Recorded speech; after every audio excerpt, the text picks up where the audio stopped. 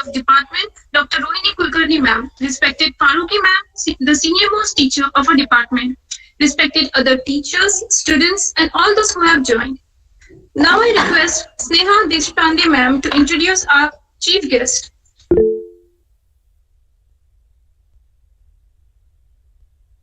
Thank you, Sania. Good afternoon, all.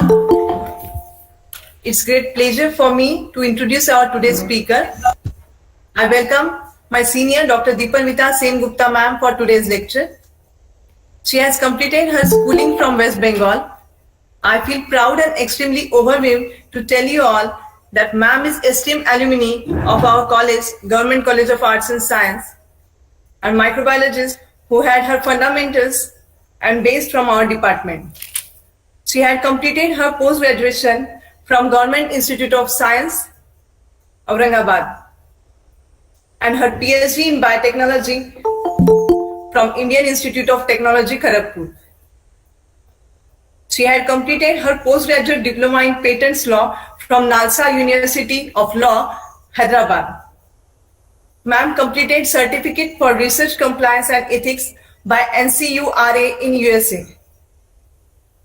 She had completed EMBO research leadership course. Ma'am has also cracked GATE and NET exam in 2003. She has also delivered talks and presented posters in multiple scientific meetings. She had published various papers in many international journals. Ma'am has also been invited as a speaker for various public talks in many conferences. Currently, ma'am is working in Christian Medical College, Vellore as a consultant. With this brief introduction, I request Dr. Deepanvita ma'am to proceed with her lecture. Ma'am, welcome.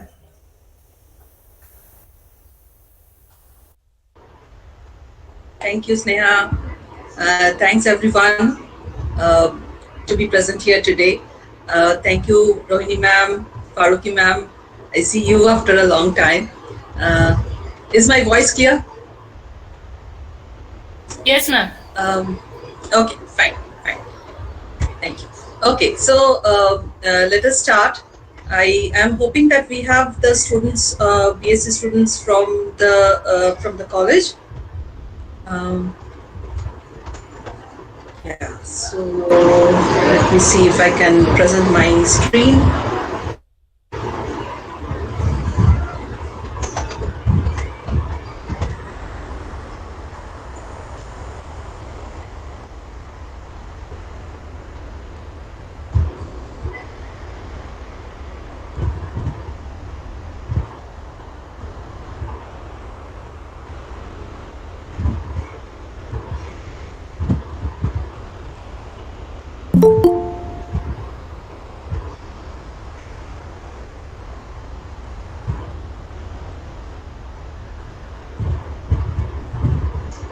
Can you please tell me if my presentation is visible on the screen? Yes, ma'am. Thank you so much. Okay, so let me start then. In my first job interview, someone asked that, where do you see yourself after 5 years? So I was completely lost at that time, that I don't know, like I knew only 1 or 2 paths to go. But now things have changed, and I will tell you the story, the career path that I have followed, and also a few more insights of what other options are available for you all. So you are having the advantage of 25 years of fast forward with me right now. So I sat on the same benches, I was taught by the same teachers. So I was there in your place at one time. 25 years is roughly what I'm saying. I completed BSc in 1999. So yeah, so almost 24 years now. I will kind of try to tell you what all things I have done between then and now.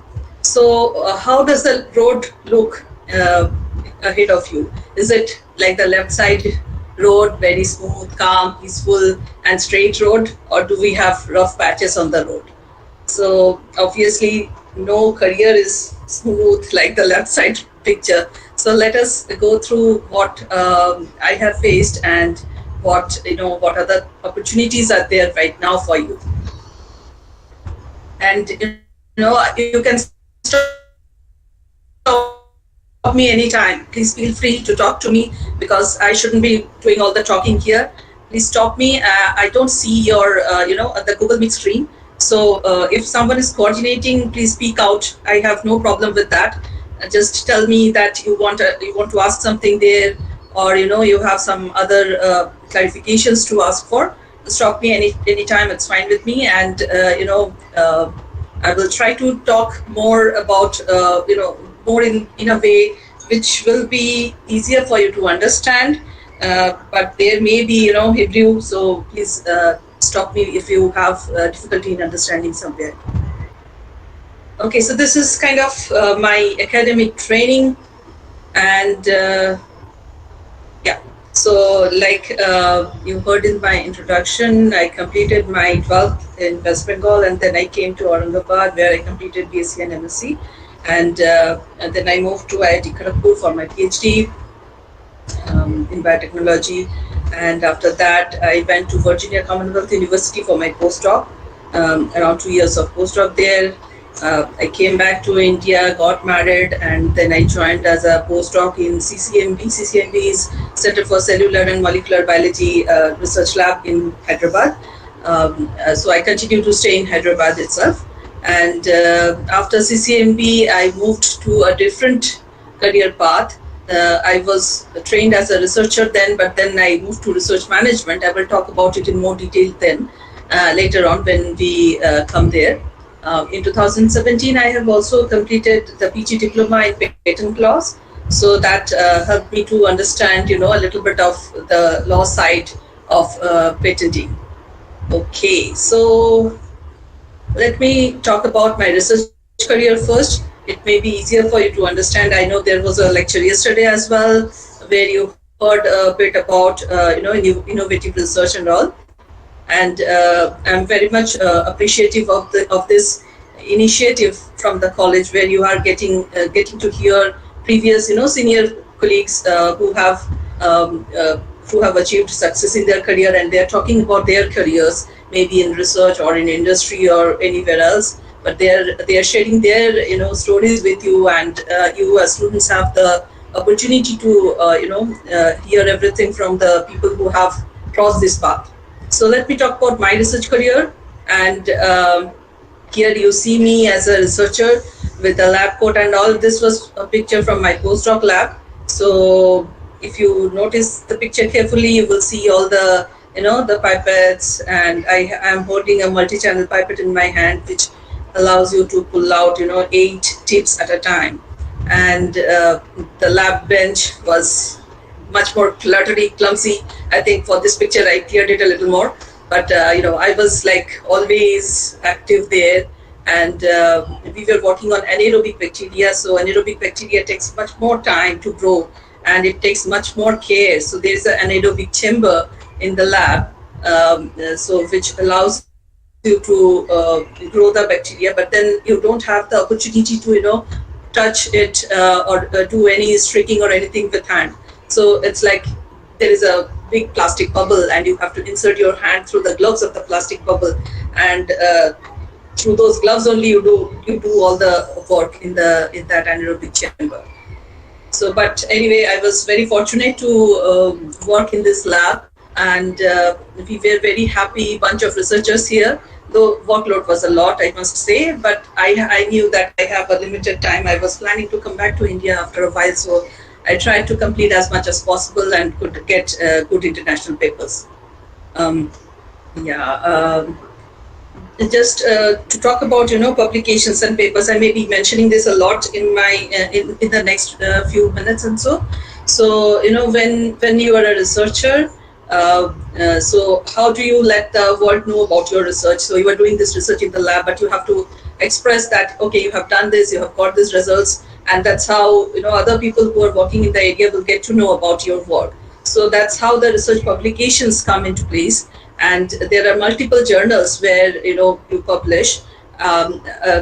may not be the first year students, but I'm sure the third year students may have a little bit of idea about what the research publications are. And please, I will encourage you to read through some if you have time. Like anything, just search in Google, and or there is PubMed. PubMed is another database, PubMed, PubMed, where you have multiple research papers. Just search with proper keywords with anything that you are reading right now, and you will see the most recent research that has been published. So anyway, coming to the main topic. So in this lab, there was all fine, and I will talk about what research I have done here in a while. But let me start from the very beginning, from the PhD work that I have done. So like, you know that, plastic fibers are, it takes a long time to degrade, and we try to avoid those. So my work in PhD was on a biodegradable fiber, a plant fiber. It's jute. Jute, I don't know if it grows that much in Maharashtra, but in West Bengal, jute is very, easily grown. And these are the jute plants, like you can see on the right side top picture. And when the plants are fully grown, they just cut those plants and dip those entire plants in a pond or any water body nearby. And what happens is there is the fermentation process that goes on. I'm sure you were learning fermentation as well. And during the fermentation, the lignose and the cellulose of the plants get degraded, and the fiber, which is the entire stem of the plant from the very bottom to the top of the plant, that comes out. And this last picture on the right side, this is the fiber. So these are, if you have good quality fiber, these are really very strong. And like I said, that normally in villages, they just put the plants, they cut the plants and put it in any water body. But what we were trying to do is, if you do it that way, there is no quality control. So you don't know, like maybe in one batch, there will be very good fibers. In another batch, there won't be very good fibers. It all depends on the fermentation, how controlled fermentation you are doing. So what we tried to do is we used water tanks where we were putting, we knew which bacteria we are adding there. Of course, it was not a completely sterile environment because we are adding the plants, which you can't, completely, you cannot make the plants completely sterile. But we tried to do as much as possible, like surface sterilization and all. And we used clean water, and then we added proper nutrients to the water and the bacteria of our choice. And slowly we tried to improve the quality of the fiber. And we also, in IIT, there was another advantage of having material science and other departments where you can assess the strength of the fiber. And also I collaborated with those departments as well to assess the strength and all. So like any fiber, be it a polymer fiber, a plastic fiber, or a natural fiber, so you can test all those properties and you can say that, okay, this is a good quality, that is a bad quality fiber. So that was all my work, and I tried to establish what is a good consortium of bacteria, where IIT Kharagpur has helped a lot. Okay, coming to my postdoc work. So after working in jute fermentation, I moved to USA to work in dental school. So it may sound a little bit weird, but after all, it's microbiology research, so it was not completely different. Tricotella intermedia. This was an oral bacterium. And this bacteria was a pathogenic bacteria causing a variety of oral diseases. And I worked with a typical protein from this bacteria, which we named ADPF. And ADPF was found to, make that host-microbe interaction. So ADPF protein was on the membrane of the bacteria, and it was trying to, all it did was it was trying to hold the human cells and make the way for the bacteria to go inside the human cell. So that's why the protein was very much important to understand. And this is the publication that I had on the Infection and Immunity journal. And we kind of tried to understand a lot of properties of this protein. And I also collaborated with crystallographers. So like you may have understood that I have a basic microbiology training initially. So, I never did biophysics or crystallography.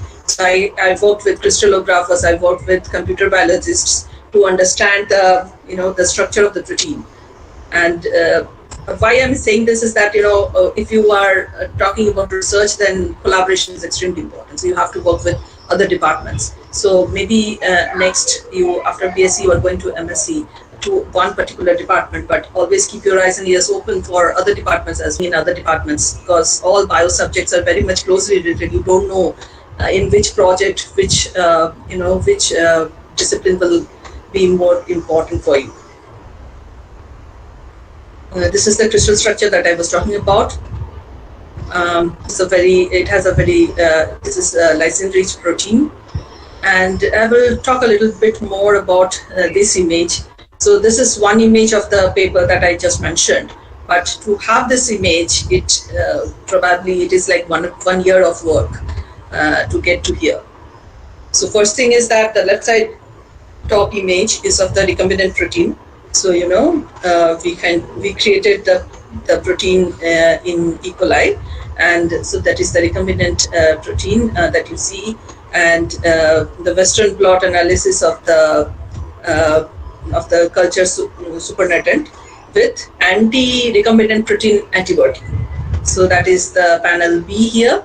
On let me talk about panel D a little bit. So in panel D and E, there is surface localization of anti-ADP. You are able to follow, right? When I'm talking about panel D, this one and this one, D and E. So this is surface localization of anti-protein, anti-ADPF antibody on the Rivotilla intermedia, and this was shown by immunoelectron microscopy. So I don't expect you to understand these in much depth, but just try to get the kind of techniques that we have used. This is immunoelectron microscopy, like I said, and again here there is confocal microscopy. So this confocal microscopy I learned in my postdoc only, and this was an extremely important and very enjoyable technique. So I think I better skip this. And the extracellular matrix proteins. So extracellular matrix proteins are the ones which are present on the surface of the human cell. So how the protein from the bacteria is attaching the proteins of the human cells is what is described in this graph.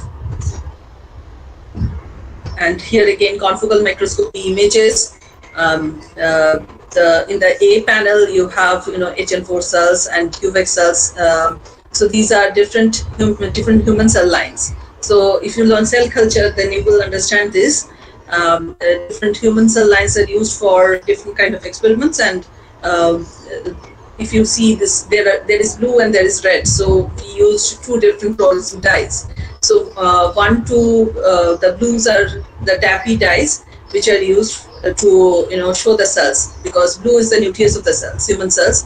The nucleus of the human cells come up as blue, and then we add red color to the protein, so that we have this contrast. And we finally see that the protein has entered the cell. So if you see this image, you will see that the protein has entered the cell. The red colored proteins have entered the cells, and these two are the 2 and 4 control images. So in control images, what you do is here, because 1 and 3 we are adding the protein of our choice, the ADPF, but in 2 and 4 you have to use some protein. Otherwise, you don't know if this is an artifact or what. So we have added BSA protein. BSA is normally, regularly used in lab as a control. So we add BSA protein here, same red labeled BSA protein, but here you will not see the BSA protein enter the cells, but here the protein from the bacteria has entered the cells. So that was the demonstration. And in panel B, it's like with time how it has gone. So this is I'm sorry, is there any question or anything? Okay, let me go ahead. Okay, in panel B, you will see with time how it is, the cells the protein is interacting. Okay, so after my postdoc, I came back to India, joined CCMB, and here I joined a very interesting lab. This lab works on Antarctica, bacteria from Antarctica. So, Antarctica is a place which is cold, and it's actually a desert. It is a cold desert. and nobody lives there. But there are multiple research bases from different. India has research bases. So this first image on the top is Maitri research base. This one on the right is Dakshin Gangotri research base, and the third at the bottom here is Bharati. This is the latest one. So in Antarctica, there are a few points where people go from multiple countries to do research. And I was very fortunate to be associated with one such lab in CCMP from Dr. Shivaji.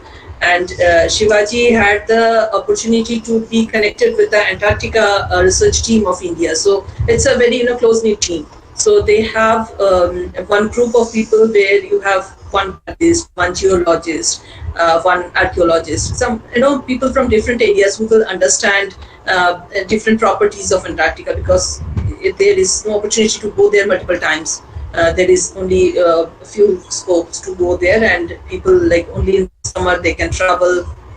So there are multiple restrictions of the travel and all to stay also. So there is one small team. That small team manages cleaning, cooking, everything else. They shift turns. One day the biologist is the cook, second day the biologist is the researcher.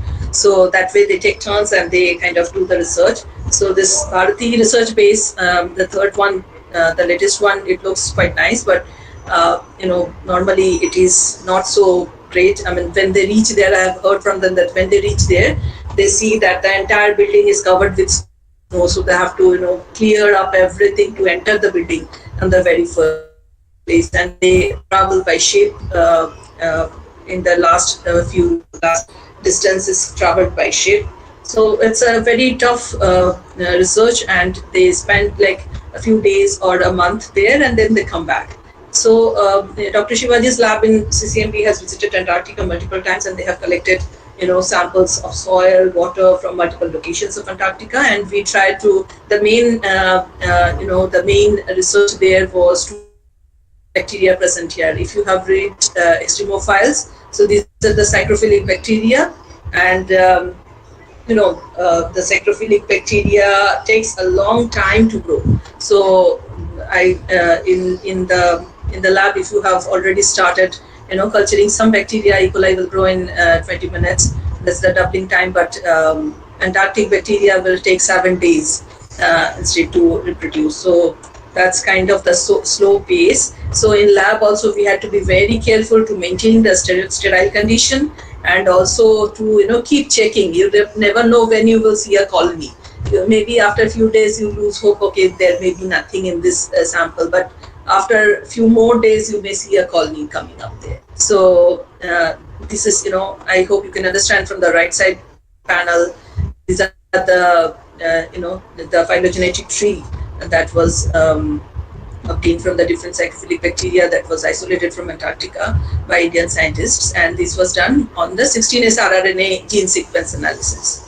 If you are reading recombinant DNA technology, you will understand this. The 16S rRNA gene sequence analysis helps us to identify bacteria, and most of the names and the numbers, everything was given by the scientist who is inventing this bacteria. Few bacteria were named by the director of CCMB. So there was different choices. But if you are there are many Pseudomonas that we found there.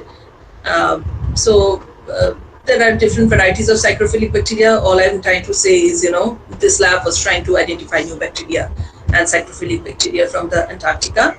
And on the left side, there is a huge list. You will see gram-positive and gram-negative bacteria as well from Antarctica. So why these bacteria are different from the regular ones that we see in the lab? So, if they want to survive in that cold temperature, they have to change their membrane. The membrane plays a very important role to save them from cold. Otherwise, if you put E. coli in a freezer, the membrane will burst first and the cell will die in that way. But here, the membrane is very much fluid. So the bacteria has modified itself, has generated those skills and capacities to live in that condition.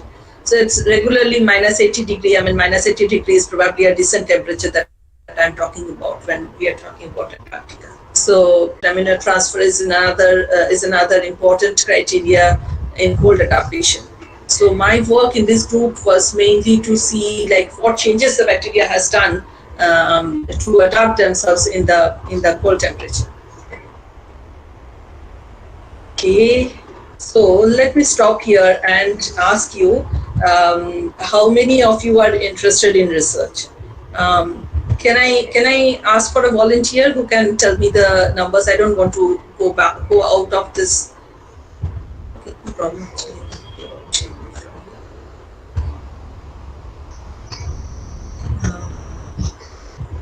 Yeah. So we have 39 participants in this meeting today, and probably at least if I'm leaving out 5 or 6 as the lecturers, and the rest of the students, can you tell me like how many are interested in research? Just a number. Is there any possibility to raise hand or something here? I don't use Google Meet that frequently, so don't have a clear idea.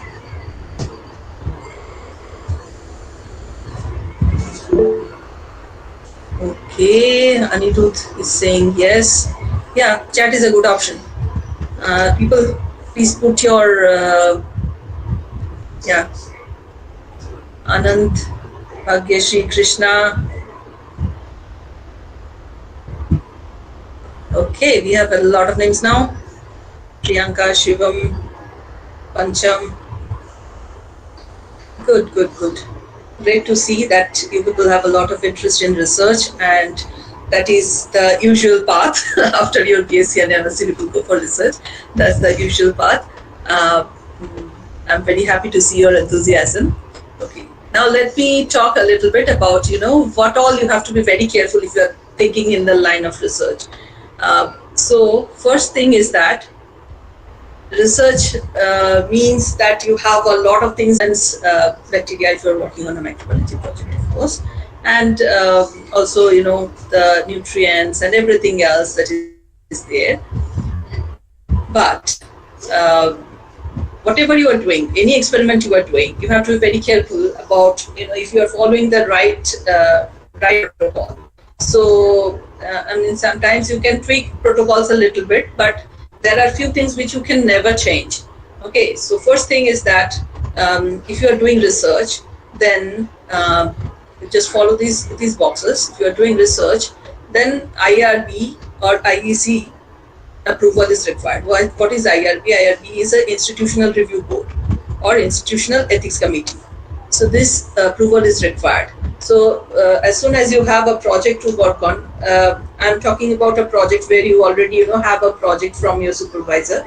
Maybe one of your lecturers or the professor has a project and they are telling you to work on it. So first see that if you have a IRB clearance from the institute, and then if the research is involving animals, most of the microbiology research will not involve animals, but in few like I was showing you cell culture research. Similarly, there are many kind of projects where you will use animals, maybe mice, rat, or there are other things like hamsters or something else. So if you are using animals, then there is Animal Ethics Committee, Institutional Animal Ethics Committee. So you have to submit how you want to do each experiment, and you have to explain everything to them, and they approve it. Only after they approve, you can start the experiments. Okay. Then if you are doing work on human stem cells, then there is another committee, Stem Cell Research Committee, that will take care of it, and they will approve your research. If you are working on biohazardous materials, then there is another committee which is IBSC. Then if there is overseas research involved with human participants, if there are a lot of public health research where human participants are involved, where in some research there is intervention research where you use a new drug or something like that, like COVID vaccine. You have heard a lot of stories now, but there are other research where you just ask questions to the participants.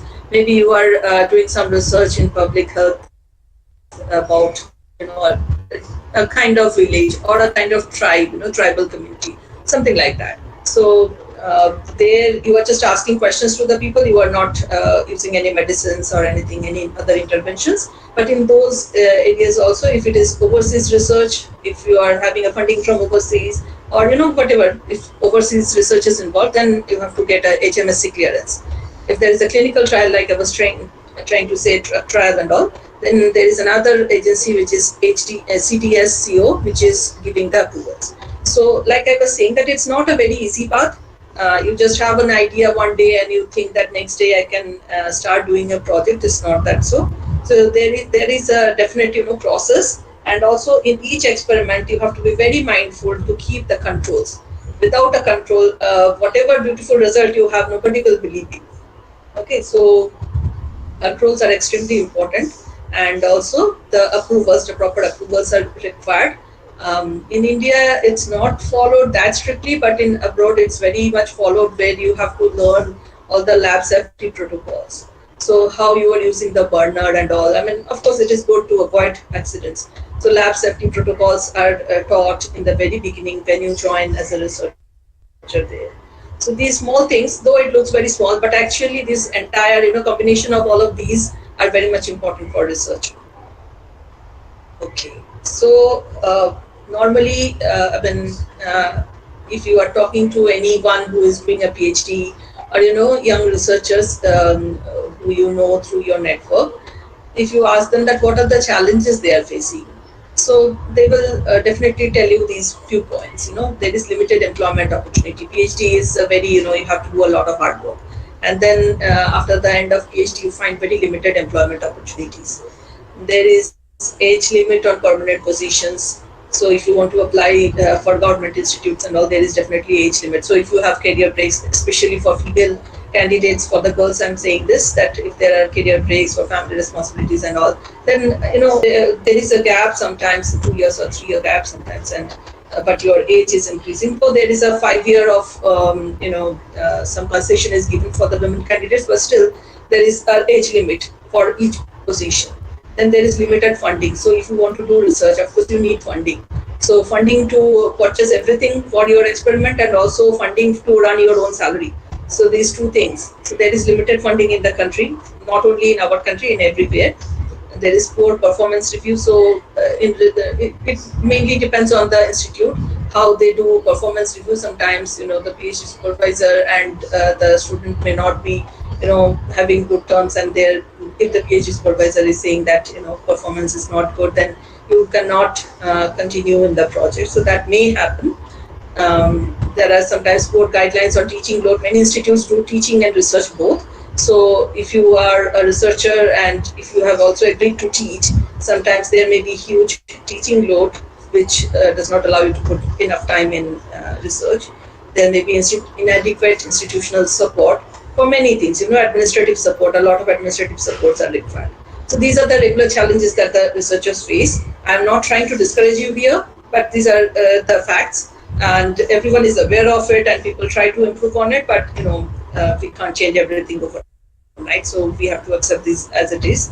But there is no point to be discouraged, because in every field, wherever you go, there are challenges, and no job, nothing, no career path is smooth. And the only good thing is that we have 38 CSIR labs, we have 15 DBT research laboratories. CSIR is Scientific and Industrial Research Laboratories. DBT is Department of Biotechnology from India government, and under Ministry of Science and Technology there are 69 research institutes. So you can understand that there are a lot of research institutes, lot of opportunities, huge lot of people are working there. So if you are really trying to find some place, then you will definitely find one. So let me talk a little bit about, I will want to touch upon this grant life cycle. So like I was saying, that if you want to do research, first thing is that you have to have a project which is funded. A funded research project is called a grant. So it starts with this box where you generate your idea, then your idea you have to put in paper and find your funding, then develop your proposal, and submit your proposal, and then manage your effort. So this is the entire grant life cycle. Normally grants can be 2 years, 3 years, or 5 years. Depends on how much work you want to do on this, how much you are proposing to do. And so this grant making activity is extremely important. May not be in the initial areas of a researcher, but in the later areas of the research career, this is extremely important. So when you join as a PhD, you don't have to write a grant to get your work started, because your supervisor's grant will be already there on which you will start your work. Let me also tell you here that NET clarification, NET is extremely important here, CSIR NET, because if you have funding from CSIR NET to conduct your PhD, then many of the institutes will be interested, because they don't have to pay you the salary. So you get your salary through CSIR, and the institute or the funding agency will only pay funds for the research project to run. So that's how it works. For the research project, if they see that, okay, 5 people are required for this project, they will budget accordingly. They will say, okay, I need 5 people. 5 people, among 5 people, maybe there are 2 PhD students, 1 postdoc, there may be 2 research assistants, and they will, write their salaries accordingly. They will budget it accordingly, and finally they will submit their proposal. So it's not only the research idea, but a lot of things involved into the entire 5-year or the whatever time duration of the research grant. Everything has to go in the application itself. This is a little bit of detail of grant life cycle. Let us keep this. Okay, so this is just a cartoon where someone who is a young researcher, they want to write a grant. So like I said, in PhD you may not have to write a grant, but towards the end of the PhD, most of the supervisors ask the researchers to start trying writing grants, because in very near future you will have to. So first is that in the first cartoon you say that I'm so bad at estimating how long projects will take. So like I said, it can be 2 years, 3 years, or 5 years for project. So you have to understand how long it will take, because there will be multiple experiments. Experiments will not go as you plan. There will be accidents. So you have to consider everything. Then someone is suggesting, don't panic. There is a simple trick for that. Take your most realistic estimate, then double it. So always you have to keep some buffer time. Because if tomorrow is the exam, you cannot think that, okay, I will read everything today night. You have to, make a realistic goal and then keep a buffer time, so that whatever is remaining, whatever you could not do in your, goal time, you have to complete it in the buffer time. So that's what they are saying, that double it. And then they're saying again, double it again, add 5 minutes, double it a third time. So this is like a complete, there is no way to follow it, but like the point here is that you have to understand what are the needs of a research project. Just having a beautiful idea is not enough. So that's the point here. And any research project that you are proposing has to be relevant, has to be feasible, and the probability will it be competitive at all. So these 3 are very much important. And then budgeting as well. Who is the funder? For budget, actually, there are multiple agencies who fund the research. So government funds most of the research in India, but there are other agencies as well who fund. So you have to understand who is the funder, and what are the guidelines from the funder, and then where is the research happening, depending on if you are doing in a lab or in a collaborative lab or on field. Field research is normally, public health or clinical research, where they have to go to a certain area to do the research. And when is the project happening? How is the project happening? These are extremely important. You don't have to understand everything. Just, I'm telling it for you to know that a research project includes a lot of things. Okay. So up to here, I just spoke about my research career and what all I think about doing research. I moved from being assigned to being a research manager in 2012. So after having trained in basic science, I moved my career completely to research manager. So I don't do research at all, but I play a very important part in managing research. So I will tell you what I have done as a research manager. So before that, let me just tell you what is a research manager. So a research manager and administrator, we normally say RMA, is defined as someone whose role is devoted to support some part of the research life cycle including but not limited to identifying funding resources and customers. Like I just said, that if you don't have funding, you will not have the, you have to have the funding to buy your all equipment, be it reagent or everything else, or support your staff. So funding is important. So a research manager helps to support these things. How? Like as a research manager, the research manager can tell you that, okay, these are the funding opportunities available, and I think this will suit for your kind of research. So you apply for that. So this is the role of research manager. It's a hereditary role, but extremely important. Preparing proposals. So most of the times the scientists put extreme importance to the scientific part of it, but there is a lot.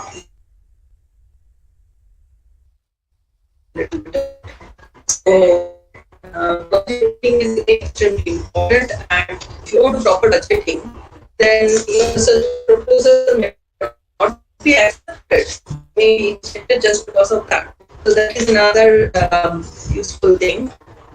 And so if you are working with a collaborative institute, so these days collaborative research is extremely important. You cannot be only to your institute and do only one area of research, so that is not appreciated that much. And of course, you learn a lot from collaborative research. So collaborative research, if you are doing, then you are working with a different institute, and then with the different institute to have contracts in place, because later on there may be problems in administration. So before that, you have all the research contracts in place, that okay, this institute will do this much, that institute will do that much. You have everything written down on a contract. And then if you are taking funds from others, so there is reporting to funders. So this again is another area where research managers do, because scientists are best again from this level to that level in the next year. So this is the reporting. Then advising on research impact. Research impact, how do you know that your research that you are doing in the lab is impacting? So what you do is you publish, like I said in the beginning, you publish in journals, and then people read your paper, and they there are this research databases from where you can understand that okay, this many people have again cited your research paper. So if I have, like I was telling, I have done work on Prevotella intermedia, but after me there have been a lot of years where people have worked on it on the same area, and they may have used my research, they may have got some knowledge from my paper and the next steps in their papers, something like that. So they will cite my some of this research paper on their publication. So that's how the research databases will tell you that your research has been cited by these many other research papers. So that's how you show the world that my research impacted these many people. There are other ways also to understand the impact of the research, but this is one. Then knowledge exchange, technology transfer. So if you are working to develop a technology, then in a lab you can do up to a certain level, and you have to hand it over to an industry for doing it further if you want to really expand it. So institute has to do everything. So the research manager supports all these other areas of the research, but so you have to have research managers to support the research. So I work as a research manager now, but I work in close collaboration with the scientists. So I'm always talking with the scientists, and then we collectively come up with the solution. But I don't do research. So that's the difference here. Okay, so why I have taken research management? It's mainly to identify and tap into sources of funding. Most of the scientists you ask, at least in their initial areas of career, they will not be able to tell you that what are the good sources of funding.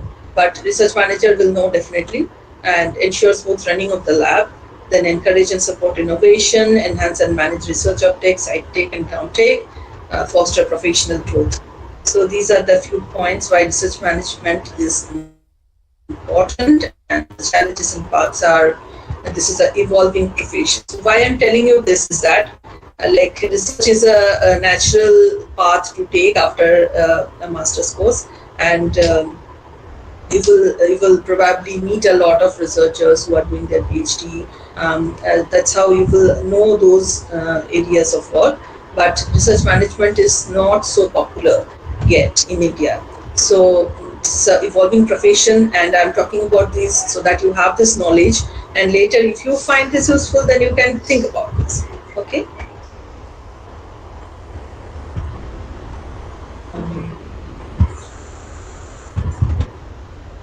Okay. So from here I started my research management career. I worked for India Alliance DBT. Welcome, this one.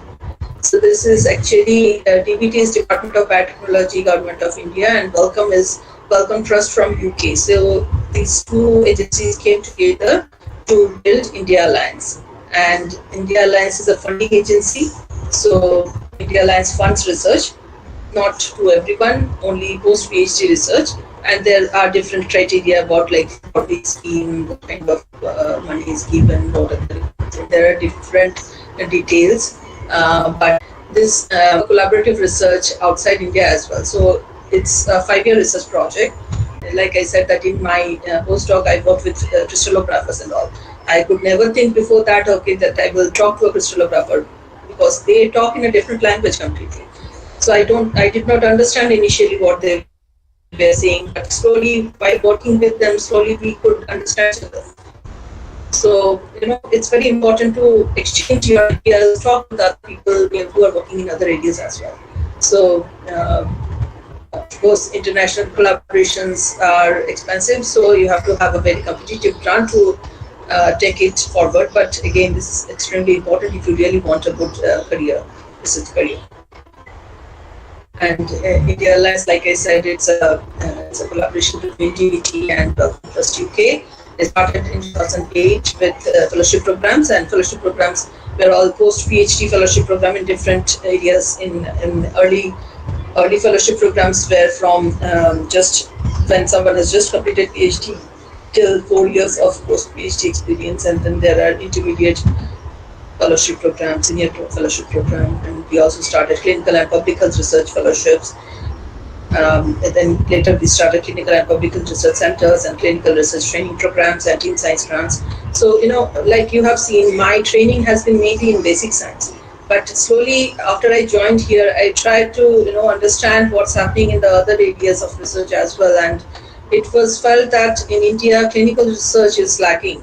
So in our country, because there is so much of patient load, the doctors, they never get a chance to do research. Their hospitals don't encourage, they also don't have time. In US, there are MD PhD programs where, doctors who are doing their MD, after MBBS when they do their MD, they can also do a PhD alongside. So normally MD is 2 years, but if you have a MD PhD program, that will be a 4-year or 5 years program. So you also learn MD and also learn PhD at that same time. So doctors have the exposure to do research. Otherwise, many times it happens that they don't have the idea of what new things are coming out in research. And that's how, they will do the final implementation, that drugs and all, they will only prescribe. So it's very important for clinicians to understand research a bit. So these are the areas that I learned. How much time do I have? Can someone tell me?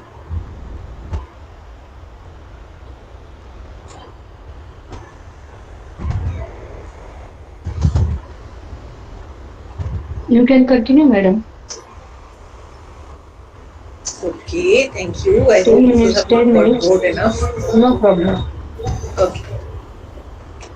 Thank you. Okay, annual Fellows Meet of India Alliance, and we have a huge number of people. So these are all on a little bit on this because Africa India Mobility Fund is something which we started from India Alliance. So it was a partnership between India and Africa. And why we started this is because Africa, being a tropical country, also has similar problems like us, like disease-related problems, tuberculosis, malaria, normally whatever. But there was a $5,000 of grant, travel grant. So like this, you will find multiple travel grants. You have to always keep your eyes and ears open for what all small schemes are available, small funding opportunities are available. So if you take up at least one of these, then that gives a lot more exposure if you are in a research career. from Africa Meet in Johannesburg.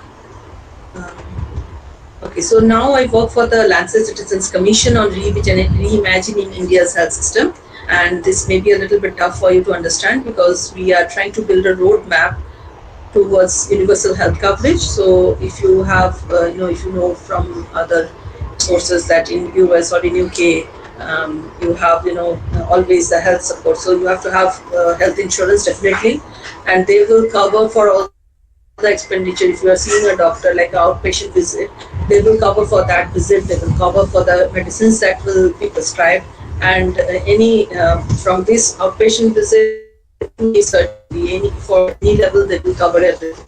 But you have to have that insurance. In India, what happens is that even if we have insurance, and insurance are mostly private, only for poor we have a little bit of this Pradhan Mantri Jan Dhan Yojana and some Rajiv Gandhi, some scheme is there. So except those few, most others are private, and then again they don't cover the out-of-pocket expenditure. If you are seeing a doctor out of outpatient visit, so you have to pay the outpatient visit charges, the medicines and everything from your pocket. So that is not the ideal, and what normally has been found that there are many families who get destroyed because of this out-of-pocket expenditure. If there is a chronic disease where you are spending a lot continuously for years and years after, and there is no earning member in the family, then slowly the family burns out. So that's how we have, it has started for universal. That is called universal health coverage, where all the people of the country will have at least some basic rights to health. And in India also we have primary healthcare centers and all in villages and all, but you will not see those functioning properly, except in few states like Kerala and Tamil Nadu. Most of the states don't have a good structure in place. Doctors will say that I can't stay in the village, there is no water, there is no electricity.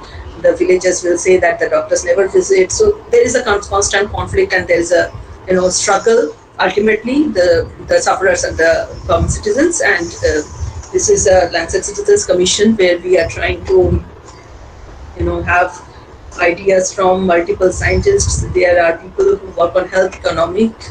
So health economics is another very important area. People from finance areas are coming into health economics, and they give very important insights how to manage the health budget of India. So we have very good, eminent scientists who work within India and abroad, and I work with them. I'm very fortunate to have been associated with this network, and we are trying to through a lot of processes, we are trying to find a roadmap of how to achieve universal health coverage in India. This may be a little bit out of the space, but we are working towards it. Okay, so let me also talk to you about what are the other career choices in science, because now that you have entered your BSc, of course you will continue in science, but you can choose multiple different aspects. Research is not the only option. Research is definitely one option, and a very good option. Will never discourage. Don't take me in that way, but there are other options as well. Let me talk about those in a very short span. So the first option is definitely research within academic institutions. You can be a postdoc, you can be an independent research fellow, you can be a lecturer or a professor. Then you can work in an industry as a researcher. You can work in funding of science, like I just said that I work for a funding agency of science. You can also work for an editorial team for a journal or a publisher. Like all the journals are publishing so much of research, but they also need a team to review that which research is good, which is bad, which results are correct, which is not. You will also read many reports where people, falsify the results, and they submit the work to the journal. The journal has to have a way to understand what is good, what is not. So you can, after your science training, you can go into an editorial team as well for journals. Communication of science, extremely important. I will talk about it in a while. There are science museums or festivals, and they look for people who will organize this. There is also a patent writer option. Like I said, I have done a diploma in patent law, so I understand the patent laws a bit, and you can also be a patent writer. So some myths about careers in science, and I cannot completely guarantee that these are wrong or right. So people may say that you will be job hunting all the time, you will be poor, there are less chances of promotion, you will need to travel around, and you will be never off work. So there is a lot of workload. So these are like common needs in science, whereas people may encourage you to go for business administration and all. But like I said earlier, also in all spheres of life, in all kind of jobs, there are problems. So if you like this, go for this. So don't think about what are the challenges. Of course, there will be challenges. You have to overcome that. So we have to have that kind of look forward. Okay, what does a research fellow or a postdoc do? They do bench work. Bench work is actually experimental work that is done in the research lab. They write papers, they write grants, they supervise students. In masters, you definitely have a dissertation, 6 months or at least 3 months of dissertation time, where you can go to other institutes and do research. So in my masters from Institute of Science, I went to Kolkata in a CSR institute, IICB. There I had like a 3 to 4 months stint, and that lab had a lot of PhD students and postdoc students. Of course, the scientist of that lab was quite kind of very senior one. So he allotted me to a PhD student. So the PhD student totally taught me everything. Then read papers, set up collaborations, data analysis is definitely very, very important. You do a lot of experiments and you create a lot of data, but analysis of the data, where are those data taking you, is extremely important, and that is one major task for a research fellow. Then some teaching, if the institute has that kind of a setting, then check bibliography. So it's like 60 to 100% of the time is spent of research. So other options that you have is to be a bio-entrepreneur. So I am sure yesterday you heard about innovation research and all. So you can be a bio-entrepreneur, and here is a scientist whose research makes business sense. So these are the few steps of how one can become that. So it's like you have to have intellectual property rights here as well. So once you have the patent, only then you can go ahead to market a product. So that is important here. There is core facility personnel. So in most of the big labs, big research institute, there will be huge experiments like confocal microscope or ACM-TEM. So these microscopes require a lot of maintenance and also skills to run those equipment. So they will not allow anyone to run all those equipment. In protein biology also, there are very high-end equipment, and they always employ someone who can handle this. So you can also train yourself into a core facility handler, where high-end technology platforms can be, that lab is being given to someone who takes care of the maintenance, and how whenever the researchers are coming, he or she is with the researchers to see that there is no fault is happening to the instrument and all, because it's a very high-level equipment, very expensive if they go wrong. So this is another profession that is an option, where you don't do research directly, you help the facility to run, but of course this is a very good opportunity. You talk to the scientists continuously, you are part of the research. Educator, definitely, like you can be a lecturer or a professor who teaches students, and definitely that NET, SLET are the few requirements for those. And of course, if you have a PhD, then you can apply for assistant professorship. So that's another option. And online teaching is also coming up these days hugely. There are many private agencies who are doing, like for schools, we know this BYJU'S and all. No? Similarly, for higher education also, there are many online courses that are coming up. And how to teach an online course is also, one important aspect now. So people are teaching how to teach an online course. So this is also another area if you are thinking about how to go about it. And grants manager, what I did earlier. So I managed a lot of grants, grant giving from a grant agency. And again, here, many universities and research institutes also employ grant managers, where those people manages the grants. So the scientists get the grants, but how it is managed, whatever the budget is, the grant manager kind of manages it, so that it does not, they don't, use up everything in the first year. They have a proper buffer to use in the 5 year of grant and everything else. So they look at it. And in grant management, we have opportunities in government bodies like DBT, DST, ICMR, CSIR. So these are government bodies which give away grants. So they give funding to the scientists in India to conduct the research. So they also need staff at their end to understand if the grant applications are good or not. So in that case also you can work as a grant manager. And in philanthropic organizations like Tata Trust, Bill and Melinda Gates Foundation, they also give away grants. So they are also they have a lot of staff who are trained in science, but they don't do research directly. Like I worked in India Alliance, there are other agencies like DAD from Germany and British Council, etc. So these are another opportunities. You can be a science manager or an administrator. So again, here administrative support to scientific organization is something which is provided. And intellectual property rights professional.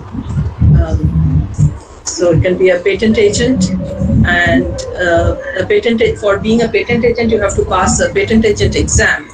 But I'm getting a noise from somewhere.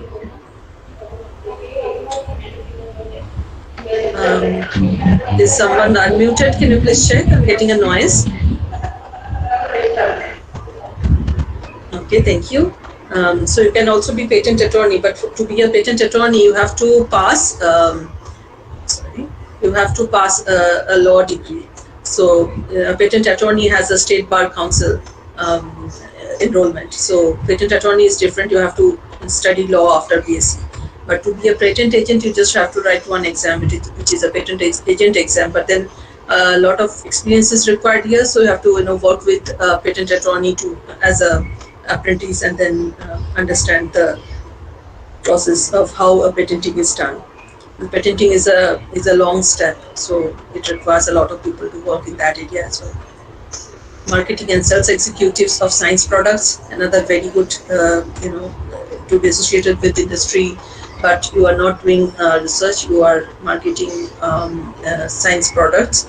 It can be reagents, it can be equipment, it can be anything.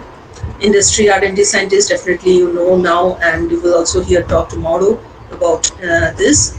And then product specialists, where some new product is launched by a company and some latest rules are coming out, and we talk about that. So this is another area of work, another career option. Science communicator, another extremely important area that is coming up. So till now, whatever journalists they have taken up, science communication, they kind of, they don't have the experience in science. So whatever they understand from a scientist, they write it down. But, if they read a research paper, if you give them a research paper, they will read it, but they will not understand most of it. So whatever comes out finally in the newspaper or in the news channel is very different to what actually happened in the research paper. So that's how many people who are trained in science are nowadays taking up as becoming science communicators. And these days social media is there, so you need multiple talks are going on in multiple areas, and there are moderators for different discussion panels and all. They always prefer a science communicator trained in science. So this is another profession, and just give you an example. Dinesh Sharma is managing India Science Wire. He is very good and very knowledgeable, but again he is not trained in science. So he reports science, technology, innovation, medicine, and environment-related issues for national and international media, and he has 30 years of experience. And he is the first Asian journalist to go to Arctic to report on ongoing international scientific expedition related to climate change. So this is another very lucrative area. So Shubhra, I know Shubhra very well, and she is the chief editor of Nature India. Nature, if you have heard, is a very esteemed journal, and Nature India part she manages, Shubhra manages, and she has a PhD, I think, and then she has done mass communication as well, and she is very good as a science communicator. So before I end, just a little bit of tips about how you develop your skills, where to concentrate and all. So these are the few areas which you have to do. Just don't think only about the only about the degree that you are acquiring, but also transferable skills like an individual's strengths, qualities, and expertise that can be used in a variety of job roles and applications. Or like nowadays, market is extremely competitive. So if you think that I am doing this, in few years I will do only this, there may be limited opportunities. So always keep yourselves fluid and try to learn as much as possible so that you can fit yourself in any area. Employability skills, the transferable skills that are required to make an individual a good employee. So these include the hard skills, definitely, like the subject area knowledge, but then also soft skills that allow you to work in a team. Like in India Airlines, when I was working, I was heading a team of 10 people. So, and 10 people have 10 different mindsets. They have all done PhD postdocs. Of course, you can understand that in that age, it's not very easy to, just tell them, okay, do this, and they will listen to me. So I had to have that, that skill to understand them, to talk to them in a way that they understood, they liked, and then only they will perform.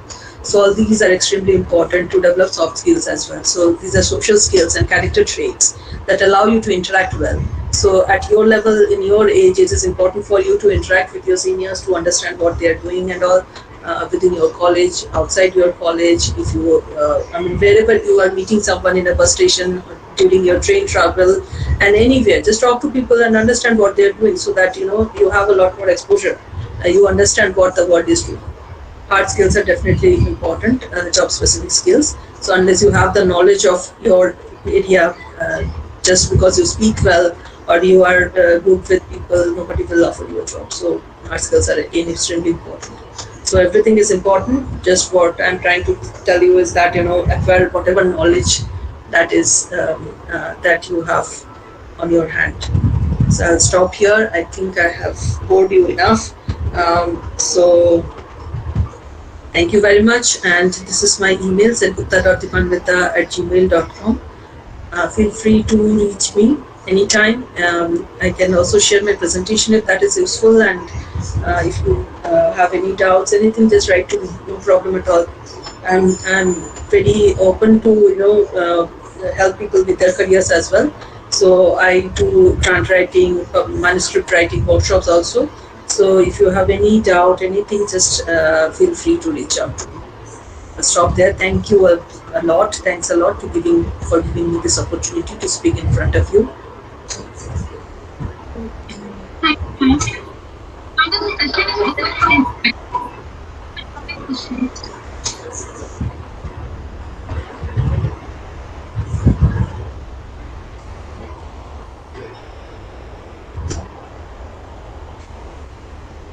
Any question from anyone? Yes, ma'am. Go ahead, Krishna. Madam, can you tell us the trending area of research nowadays? Trending area of research, you want to tell me? You want me to tell about like which areas, like if it is recombinant DNA technology or something else? That's what you are asking? Yes, ma'am. Okay, so there is no trending area. Any area is open, but of course, if you are working in bio, then of course the diseases that are relevant for India these days are important. Like there's a lot of funding in tuberculosis research, HIV research, cancer research. So these are most of the areas which you will find in the research institutes that are happening. And it can be like any aspect. If you are working on tuberculosis, of course there is a bacteria involved, and there can be 100 different types of research about a bacteria.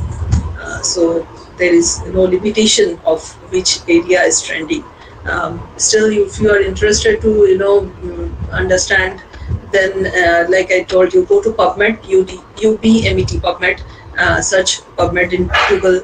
You will go to PubMed and just read up whatever is coming up in the first few pages. Okay, so you will understand that okay, these are the few things that are happening. But again, the problem is that in India, if you are doing the research, then it will work according to what the Indian funding agencies fund for. So there are institutes in India which work on leishmaniasis. Leishmaniasis is Kala-Azar, but then again, there is there is a limitation. It is working only on that disease. So there is no definite answer for your question. I'm sorry, but there are a lot of things that you can do. Thank you, ma'am. Anyone else, please?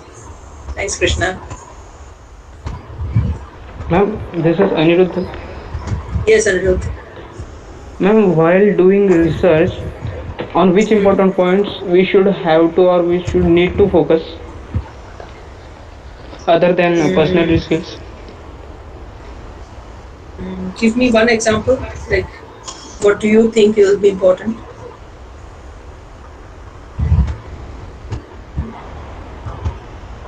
Anirudh, you are muted. Yes, ma'am. Yes. So just tell me one example that you think will be important.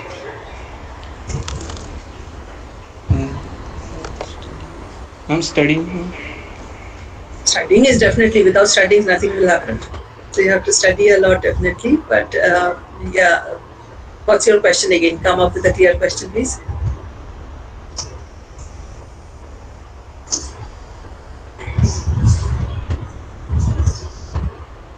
Anirudh, please speak up. Don't worry. Speak up. Whatever you have in your mind, just ask.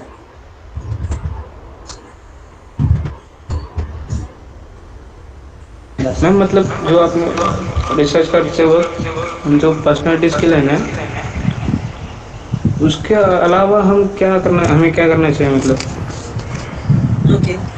Like I was telling you that you have to develop soft skills as well, personality skills that you just mentioned. Yes, ma'am. Very important is building network.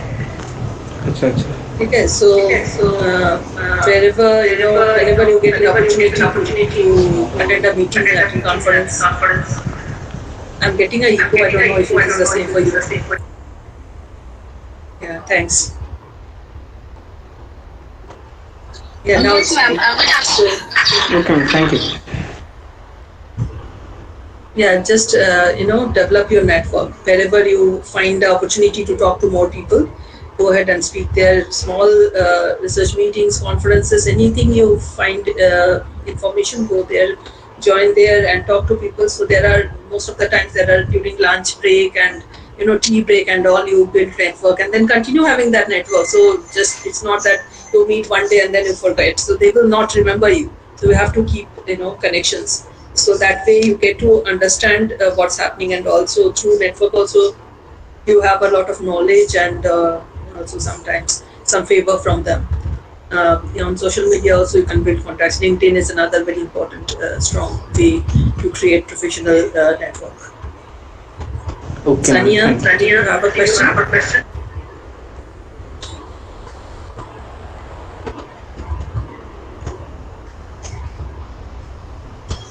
Can't hear you. You're muted, Sania. Yes, ma'am. As you are a research consultant at Christian Medical College, actually what do you do? Events, what is the nature of your work? Sorry, didn't get your question. What did you ask? Actually, ma'am, my question was, what is your work over there? Okay. So I was talking about the Lancet Citizens Commission. So for Lancet Citizens Commission, there are multiple scientists who are involved. So it's a virtual commission. There is no one building where this work is happening. So people from multiple institutes are working for the Lancet Citizens Commission. And I am employed with Christian Medical College, Vellore as a consultant, because one commissioner, Gagandeep Kang, she is called the vaccine mother of India. Gagandeep Kang is an extremely important personality research in India, so you can Google her as well. She's a very good scientist as well as a very good personality. So I am employed by Gagandeep Kang to CMC Vellore, but actually I'm working for the Lancet Citizens Commission. And in CMC Vellore also there are multiple research departments. So it's a hospital, definitely, but they have microbiology department as well to do research. But I am not related to their microbiology research. What I'm doing is I'm working for the Lancet Citizens Commission. That I just told that for universal health coverage, we are trying to build a roadmap. Thank you, ma'am. Thanks, Sania. Good afternoon, ma'am. Hi, I don't get your name. Can you please tell your name, please? Yes, good afternoon, ma'am. Myself, Mayuri Kadam. I'm from BSc third year. Ma'am, my question was like basically we use agar for our media. So when we use agar in our media while working in cold condition, like it may get frozen. So how did you overcome this problem? Okay, thanks, Mayuri. So this is a very common problem that you see in lab, and like this, there are multiple other problems. So once you start learning research, you will get over these. And like you said, this is one problem. There are so many problems that you will face if you are working as a researcher. Agar, of course, if you heat it up again, then it again melts. But there will be, if you have some external protein added in your media, then you are not allowed to heat again. So there are multiple limitations in those. But what I'm trying to say is troubleshooting is a very, very important aspect of research, and you learn troubleshooting on your own, slowly, if you are working as a researcher. You have a problem one time, think about it, read about it, how to solve that, because if you have a very important tool of internet in your hands these days, and anything you type there, you will get answer of it. So if you have faced a problem like this, just search for it and you will get an answer very, very easy. Okay, Mary? Okay, thank you, ma'am. Thanks. Any other question, please? Hello, ma'am. Good afternoon. Hi, Shivam. Ma'am, you came across any difficulties in your long journey? Please cite some incidents or example with us. Yeah, difficulties are always there. Like I was saying in the very beginning, no road is smooth. So difficulties are always there. I will just tell you one example. Like after I came back from US, so I was working as a postdoc in US lab, and like I said, I was working very much there, because I knew that I had to come back to India. That's how I planned myself. So when I came back to India, I searched for a job and I got this postdoc position in CCMD Hyderabad. But again, what happened is that in US, postdoc culture is completely different. So postdocs are given a lot more independence in US, but in India it's not so. So in India, in a research lab, it's a different culture. So to adapt to that condition, and anyway, you can understand the culture gap between India and US. When you go to a better place, you get into that air and you have to come back to the Indian air, it becomes difficult. Even I will tell you another incident of personal life. I started, driving lessons after I came back to India, and in that driving center, I paid the fees. But the person who was teaching me, he asked for extra money. So I was so furious at that time that I have paid you the fees of the driving center. You are asking me extra money. So I got so furious. But if the same thing happens to me today, I will not be that reactive. So you have to adapt yourself to the situation, and there are multiple problems that will come to your way, and you will yourself learn how to overcome it, because you don't have to stop. So there is no stopping. You have to go ahead, and you will learn how to go. I have one friend from IIT Kharagpur. She was a PhD student in chemistry department, but then in their lab there was a lot of sabotaging. Like someone was mixing things, mixing reagents, and you label all your tubes and all. So they remove the labels. So if those things happen, then next day you see that, okay, my entire previous day's work is gone. So this kind of problems will also come. But whatever the situation is, you have to find a way to go ahead. There is no point in fighting with someone. In institutes in India, there are few places where you don't have that much of strict rules and all. The best thing is to be very amicable, be very friendly with others, and that's the easiest way for you to not get harmed by anyone, and you also get help from others. Okay, thank you, ma'am. Thank you. Anything else from anyone, please? Hello, ma'am. Hi, Amisha. After putting so many years in research and then getting employed, Is the pay package justifiable? I did not get your question very clearly. Your voice was feeble. After sitting in so many years in research and then getting inquired, is the pay package justifiable? Didn't still get. Can anyone else tell me what she's asking?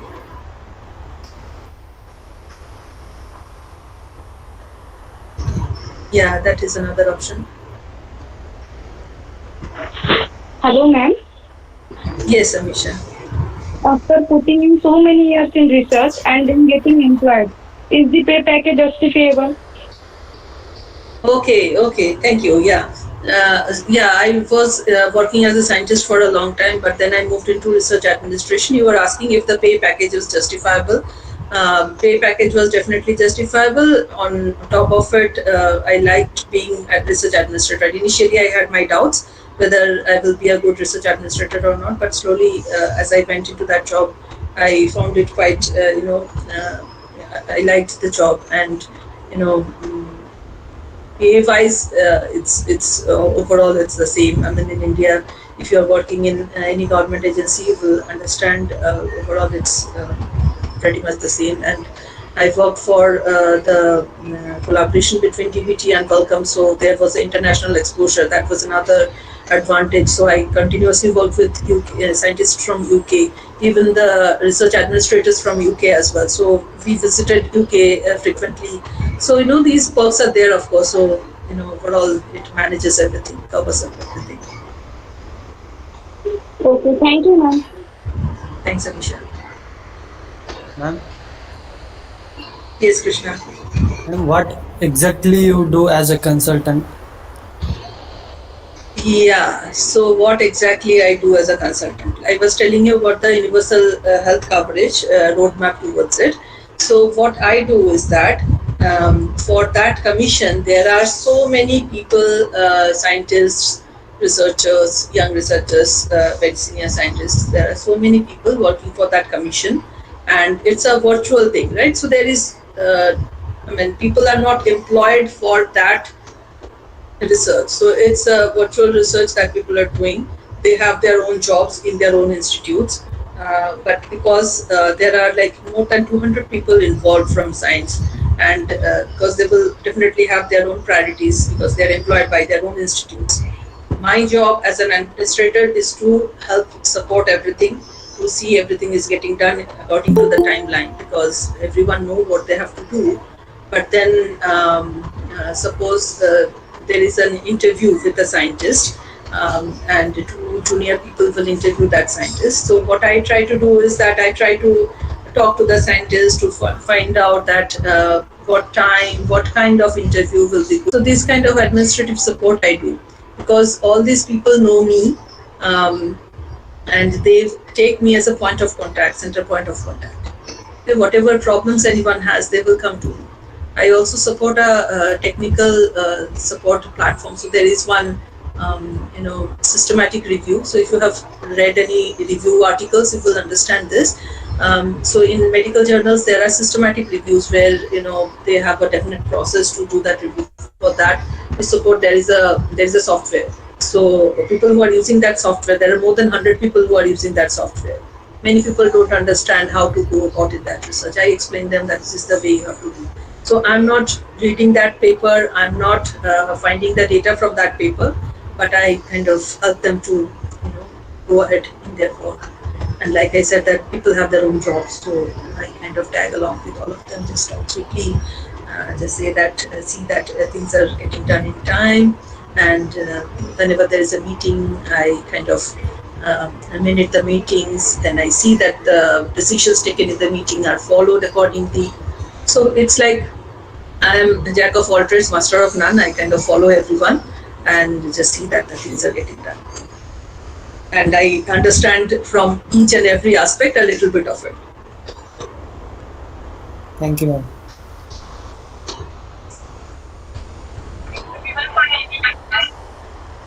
Now I request Maruki ma'am to please take a vote.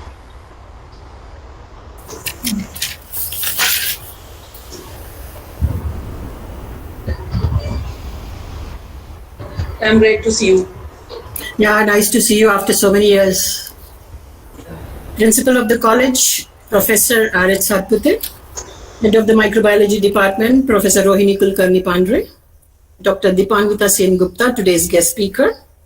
Colleagues of the college, students, and all those who have joined this lecture series, a very good evening to all of you. I'm glad that I'm also an alumnus of this college and a microbiologist who studied at this department. My roots are here in this department, and now I'm serving the same department, approaching towards my retirement. Today, I have the privilege to preside over this event. The department has initiated a very good program for the present students by bridging them with the alumni so that they benefit from their experience. A very apt title for the event, Bridging the Gap for Expanding Horizons. This bridge will make a path for them to travel in the right direction towards their goals without any pitfalls. It is interesting for the students to learn how fundamentals and basics learned at the undergraduate and the masters can shape their future and lead them to higher positions in life with excellent pay packages.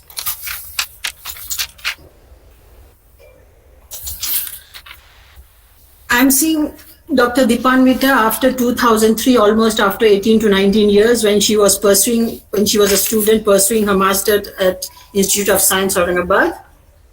First of all, my congratulations, Dr. Dipanvita, for being where you are today because of your hard work.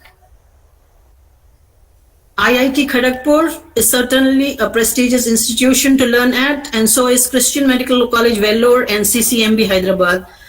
You were fortunate enough to have all prestigious institutions where you studied, where you researched, and where you are employed.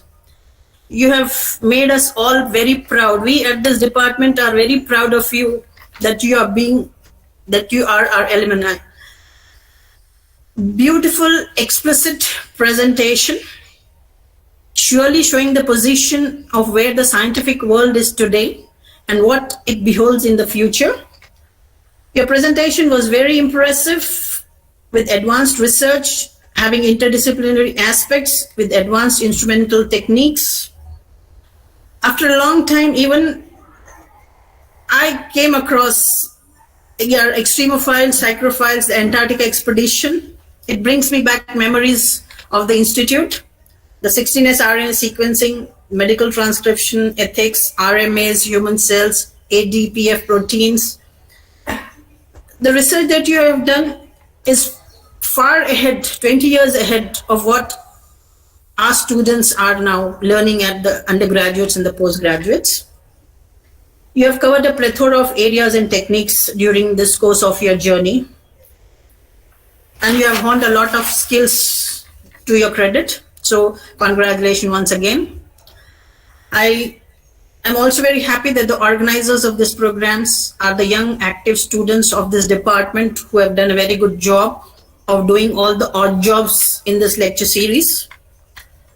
And I thank all for being present to listen to such a beautiful lecture. And with this, I wish all of them all success, and Dipanvita, further success in your life. Wishing to hear many more of such feathers in your cap. And thank you, all of you.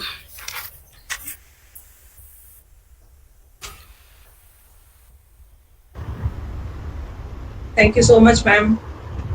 Also, the students who have helped in organizing, thanks so much to you as well, and people who have attended today. Thank you for being with me for such a long time. Thank you.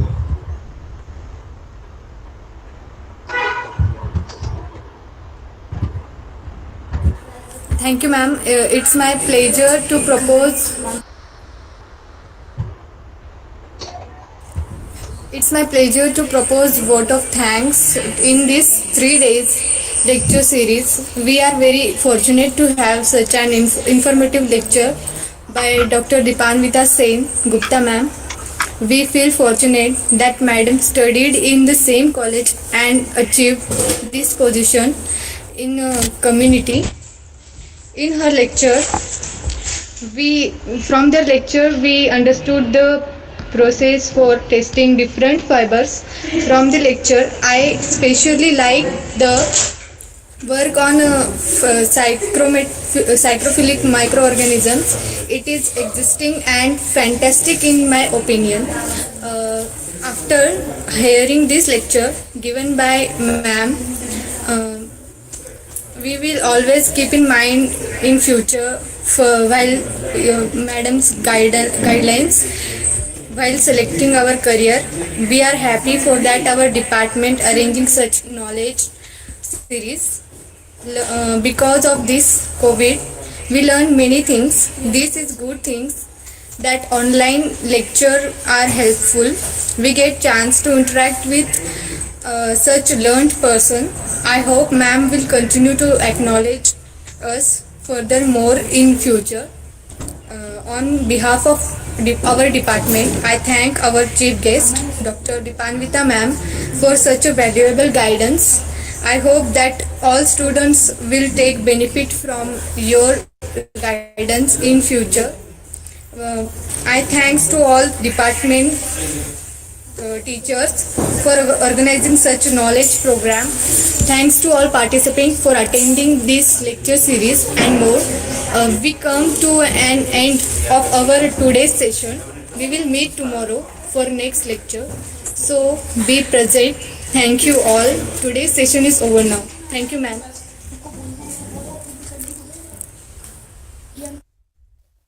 Thank you, Dipanvita. Vaibhav is also there. Hello.